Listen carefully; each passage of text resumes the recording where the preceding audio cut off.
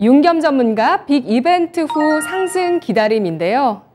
11월 FOMC겠죠, 전문가님? 네, 이제 FOMC가 뭐 2일, 3일에서 이제 진행이 되고 이제 결과 발표가 나올 겁니다.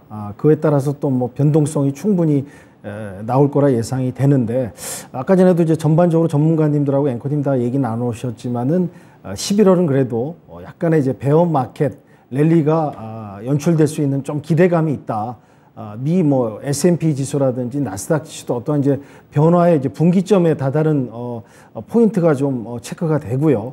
그래서 이제 FOMC에서 이제 파월 의장의 이제 어떤 이제 발표 연설을 기다려야 되는데, 시장에 이렇게 크게 너무 매파적인 시장에 충격을 주는 그러는 발언은 나오지 않지 않을까. 또 거기에 따른 이제 11월 8일 중간선거, 미 중간선거가 있기 때문에요. 전에도 이제 중간선거 한번 언급드렸지만은 현재 상황에서는 뭐 우리나라 정치에 도움이 된다면 이제 민주당이 그냥 이런 정치 지형을 갖다 끌고 가는 게 낫지 않을까. 근데 이제 공화당이 또 찾게 되면 이제 반전이라든지 여러 가지 정책 변화가 또 언급이 되고 이제 법안이 또 나올 수 있는 부분이 있기 때문에 여하튼 간에 그런 부분 같이 지켜봐야 되는데, 어떠한 이제 앞으로 흐름은 나쁘진 않지 않을까라는 기대감과 이제 FOMC 발표 이후에 좀 베어 마켓 랠리장이 좀 연출되길 기다리는 어떠한 기대감이 조금 전반적으로 지금 분위기는 잡혀가지 않는가라는 생각이 좀 듭니다. 그러니까 대신에 이제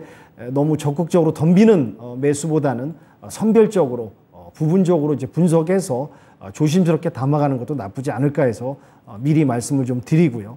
어차피 이제 0.75는 뭐 대세로 지금 지나가고 있는데, 이제 어떤 긴축에 대한 어떤 정점에 다다르는 그런 이제 발언도 좀 나오고 있습니다. 그래서 이제 시장에 큰 충격을 주지 않는 선에서 흘러가지 않겠는가라는 그런 기대감과 시그널을 좀 기다려 보고요. 여기에 따라서 이제 또 혼조되는 부분은 이제 달러가 아직도 이제 강세를 유지하고 있다. 인덱스 달러가 이제 아직은 이제 변화 조짐이 좀 아직은 없고, 거기서 이제 정체되면서 약간 등락을 오고 가고 있는데, 여하튼간에 조정될 수 있는 시간이 좀 필요하다. 올해 11월, 12월은 지나고 내년 1월, 2월 가야지 그때 가서 어떠한 변화의 조짐이 나오지 않겠는가. 그에 따른 이제 환율 부분 때문에 여러 가지 지금 각국이 신음을 하고 증시에 플러스 되지 않는 부분, 마이너스 되는 부분이 혼조되고 있다. 또한 이제 미 기업들 실적도 들쭉날쭉하죠. 대립되는 부분. 또 뭐 경제 지표라든지 말씀드린 대로 주택, 부동산 부분 또 좀 약간 전망이 좀 어두운 이런 이제 혼란스러운 총체적인 그런 대립 국면에서 이제 FOMC 이후에 약간의 이제 11월에 그 베어 마켓 랠리에 의한 반등을 조금 기다리면서 기대감을 좀 실어가는 시간이 아닐까, 이렇게 조심스럽게 예측을 좀 해보고요. 먼저 또 이제 유럽 증시 한번 보겠습니다. 유럽 증시 같은 경우는 이제 뭐 또 이제 여러 가지 좀 문제가 지금 대두되고 있는데요. 독일에서 이제 가스 가격 폭등에 의해서 이제 국민들의 고통을 덜기 위해서 어떤 이제 조정할 수 있는 그런 이제 지원 부분이 또 얘기가 나오고 있습니다. 그만큼 원자재 값이 또 들썩이고 있다. 러시아가 또 곡물 수출을 잠궜다가 잠시 푸는 그런 약간 이제 양면 온탕 작전을 쓰면서 이제 러시아의 어떤 위상과 영향력을 좀 보여주려는 그런 혼존에, 그러니까 이제 원자재라든지 곡물, 비료, 천연가스가 올라간다는 것은 뭐 관련 종목은 좀 올라가겠으나 여튼 전반적인 증시에 있어서는 플러스 요인은 아니다. 이 부분도 체크하시면서 접근하셨으면 좋겠고요. 중국 증시 같은 경우는 뭐 지금 뭐 진짜 끝없는 지금 추락을 연출하고 있습니다. 여러 가지 지금 시진핑 산인 연임에 의한 따른 지정학적 리스크에다가 또 이제 홍콩 증시 같은 것도 환율 부분이 지금 심각하게 대두돼서 투심이 외인들이 이탈하는 그런 이제 어떠한 지금 뭐 끝없는 끝을 알 수 없는 하락을 좀 달리고 있는데, 또 어떠한 이런 시점이 또 이제 그 저점 매수의 기회로 또 이제 평가하는 그런 부분도 좀 대두되고 있습니다. 그러니까 중국 증시도 우리가 또 민감성에 의해서 또 눈치를 보면서 또 무시할 수 없는 증시니까 그 증시도 보시면서 접근하시길 부탁드리고요. 또 이제 증시 변수로는 러시아가 지금 연일 우크라이나를 대공습을 하고 있습니다. 그래서 제가 그저께인가도 한번 언급드렸거든요. 전력 관련주들이 이제 재건 관련주들이 움직일 때 전력 관련주가 먼저 움직일 수 있는 이런 타이밍이 좀 오지 않았는가.